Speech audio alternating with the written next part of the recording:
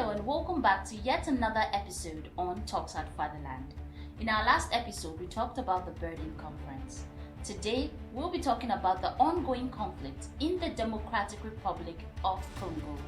The topic places an emphasis on understanding the complex web of historical, political, economic, and social factors that have contributed to the conflict. As always, we have a researcher and analyst in the house. His name is Femi Bamidele. Thank you for joining us today. It's always a pleasure. And I am your host, Fiona Nana. Now, without further ado, let's delve into today's questions. Talks at Fatherland. So, Mr. Femi, what are the key historical factors that have contributed to the ongoing conflict in the Democratic Republic of Congo? Yeah, the ongoing conflict in Congo, results from political instability. It is after their independence, they've not been able to have a grasp on the way of government. It's been going up and down, so it's been hard for them. Also from their exploitation of the colonizers, then the people, the European, then they exploited their resources. So it led to some resentment among the ethnic groups then. So all this created tension among all the ethnic groups in the country. So it led to the political and all the other social and ethnic conflicts going on now.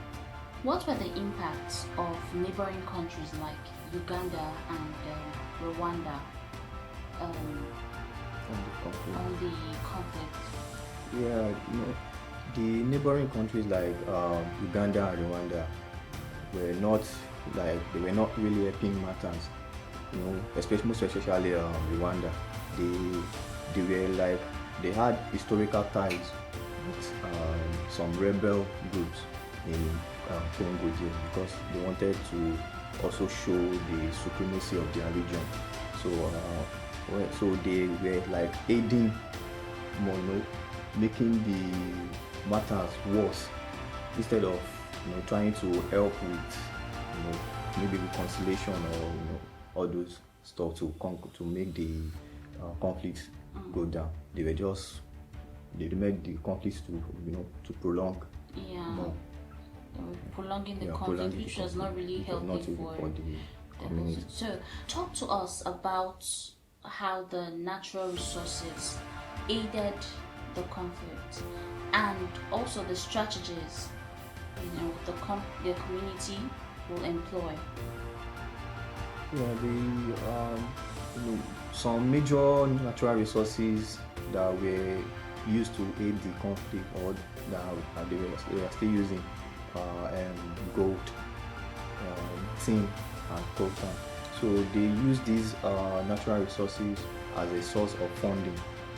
So either they do like some trade by barter, or they sell and they get their own share. So they were used to get all these equipment for the armed forces so long as they are providing the firearms and some food and clothes for them, so the conflict just kept on going. They didn't have access to the firearms and the food and clothes, then someone who is not strong enough to carry a gun, how would he be able to go for war or any conflict like that? So these are some of the disadvantages of the resources they have. Now the international community, I think the way they can curb this is by they should intervene.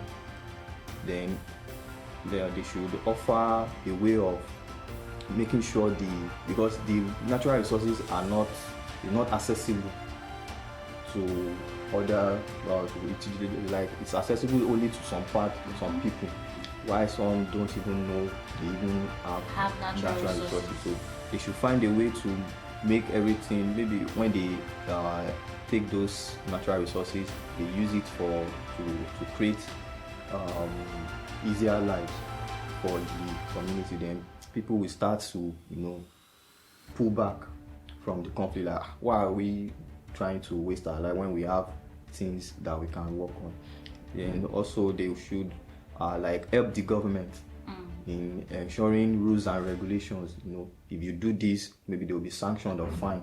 So they should be able to implement it themselves. So without any perpetrator will be able to face the consequences of his or her crime. So okay.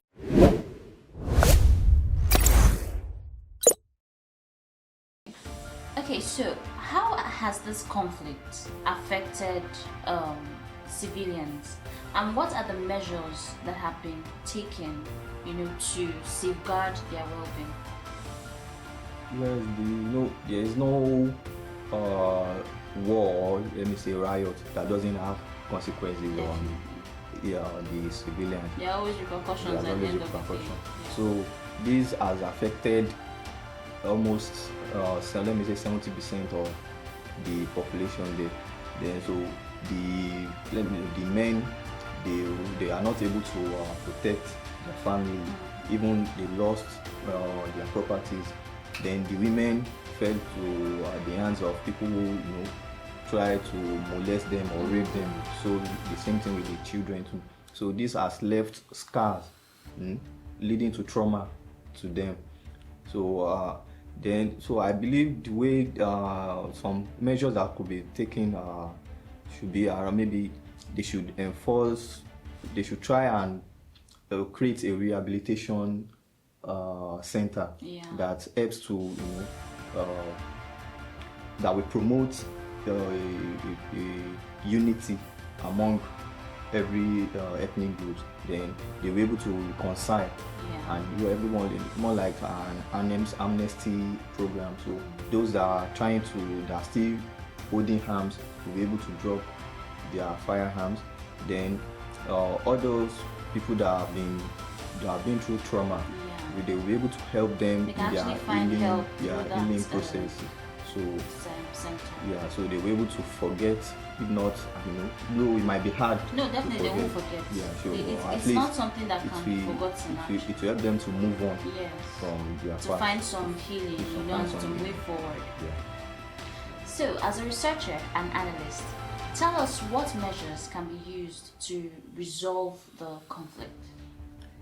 Yeah, there are various measures that could be used. I think one, they should start with good governance. Yeah, there should be rules and regulations.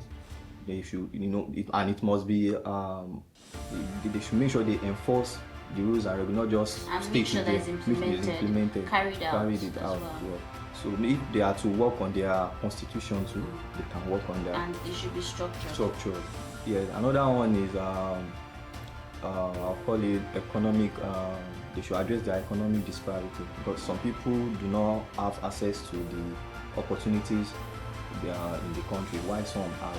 So they should find a way to mend that area, and which will be, if not total equity, they should be able to, they should at least, people should be able